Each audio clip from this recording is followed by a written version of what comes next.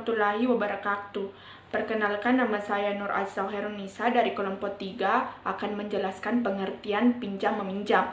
Pinjam meminjam dalam bahasa Arab dikenal dengan sebutan ariyah yang artinya adalah pinjam.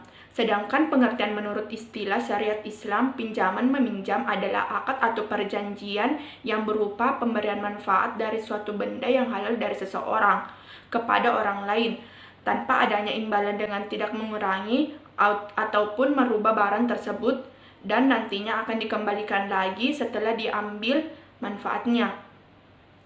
Pinjam meminjam menurut ahli fikih adalah transaksi antar dua pihak.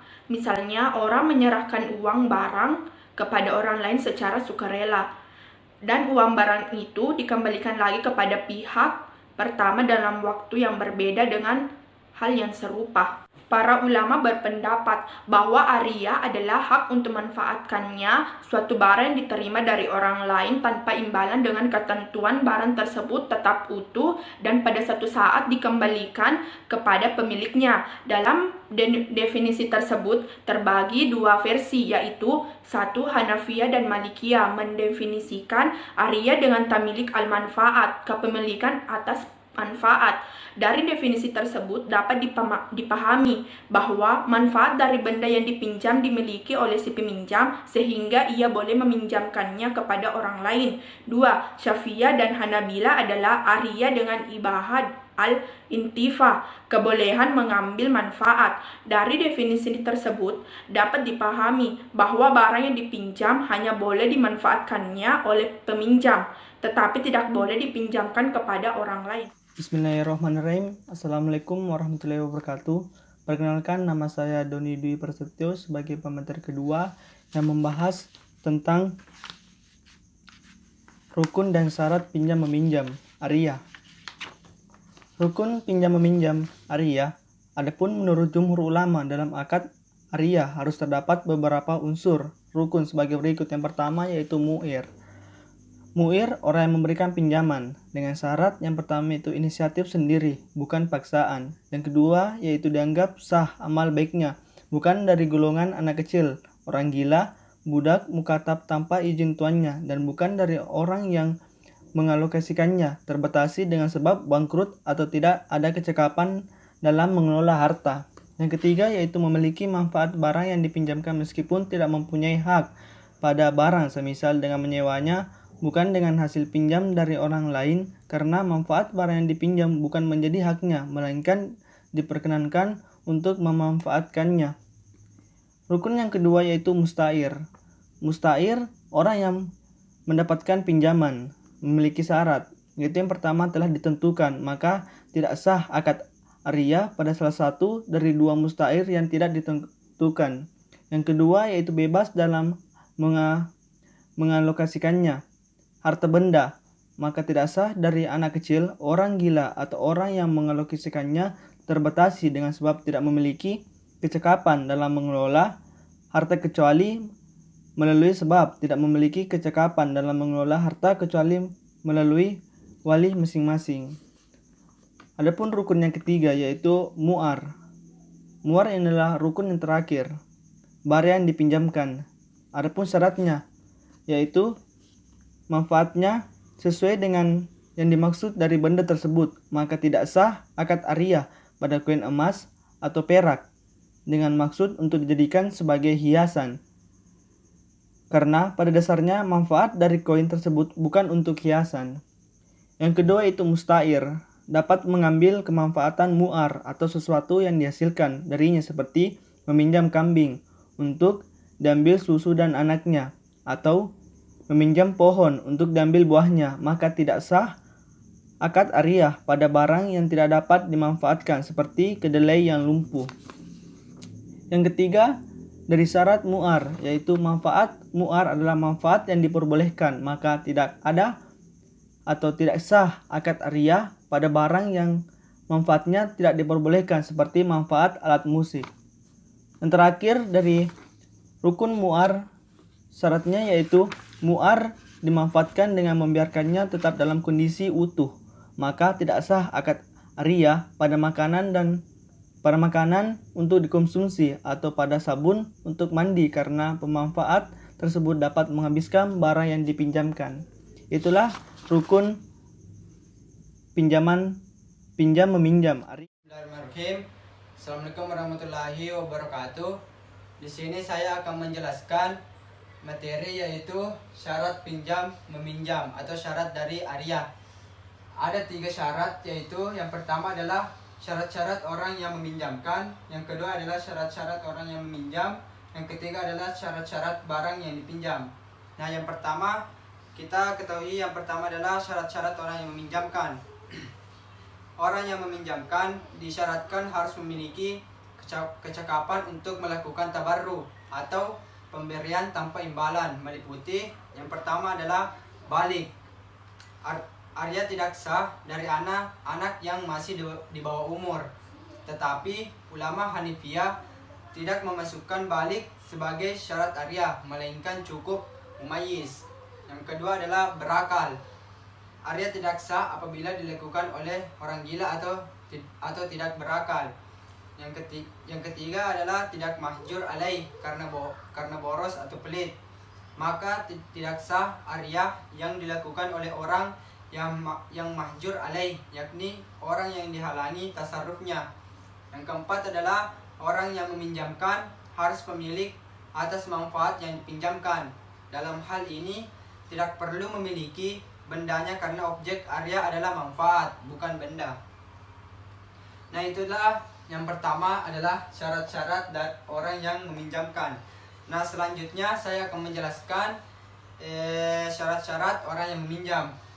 Nomor 2. Orang yang meminjam harus memenuhi syarat-syarat sebagai berikut. Yang pertama adalah orang yang meminjam harus jelas. Apabila peminjam tidak jelas atau majhul, maka Arya hukumnya tidak sah. Yang kedua adalah orang yang meminjam harus memiliki hak tasarruf atau memiliki ahliyatul ada. Dengan demikian, meminjamkan barang kepada anak di bawah umur dan gila hukumnya tidak sah. Akan tetapi apabila peminjam boros, maka menurut kaul yang rajih dalam mazhab Syafi'i, ia dibolehkan menerima sendiri Arya tanpa persetujuan dari wali. Itulah syarat yang kedua adalah syarat-syarat orang yang meminjam. Yang ketiga adalah syarat barang yang dipinjam. Adapun syaratnya yaitu yang pertama adalah barang tersebut bisa diambil manfaatnya baik pada waktu sekarang maupun nanti. Dengan demikian, barang yang tidak bisa diambil manfaatnya seperti mobil yang mogok tidak boleh dipinjamkan. Manfaat yang diperoleh peminjam ada dua macam, yaitu yang pertama adalah manfaat murni yang bukan benda, seperti menempati rumah, mengendarai mobil, dan semacamnya.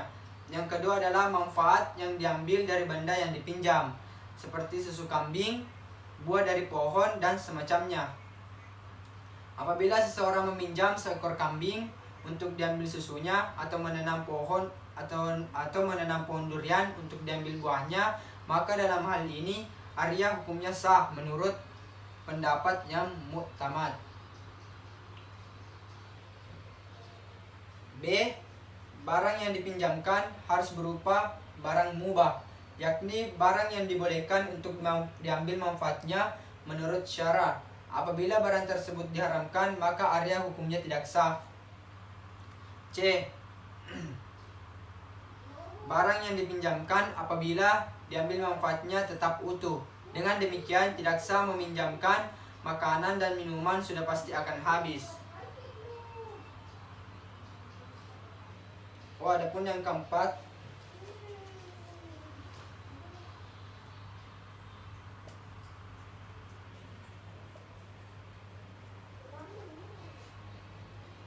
sikhat. Adapun syarat sikhat yaitu suatu ungkapan yang dapat menunjukkan adanya izin untuk memanfaatkan barang yang dipinjamkan, seperti ungkapan "aku pinjamkan kepadamu", atau ungkapan yang dapat menunjukkan adanya permohonan untuk meminjamkan barang, seperti ungkapan "pinjamkan kepadaku", dengan disertai ungkapan atau tindakan dari lawan bicaranya. Baiklah, itu saja materi dari saya. Apabila ada kesalahan mohon dimaafkan. Wassalamualaikum warahmatullahi wabarakatuh. Bismillahirrahmanirrahim. Assalamualaikum warahmatullahi wabarakatuh. Kali ini saya akan membacakan dasar hukum dari Arya atau yang kita kenal dengan salah satu pinjam meminjam, yaitu terdapat dalam surah Al-Maidah ayat 2. A'udzu billahi minasy syaithanir rajim. Bismillahirrahmanirrahim. Ya ayyuhalladzina amanu la tukhillu sya'airallah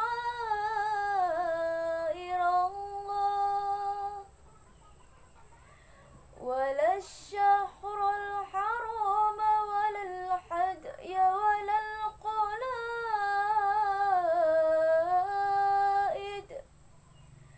wala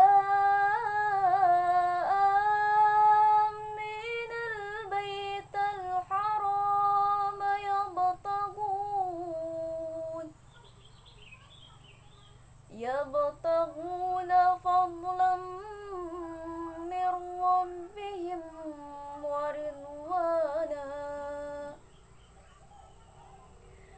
وإذا حللتم فاصطادوا ولا يجرمنكم شنآن قوم أن صدوكم عن المسجد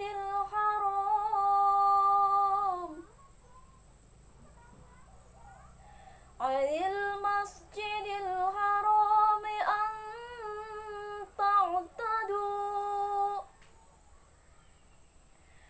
وتعاونوا على البر والتقوى ولا تعاونوا على الإثم والعدوان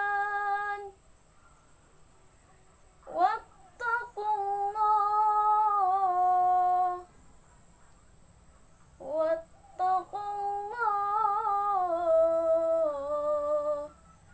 إن الله شديد العقاب.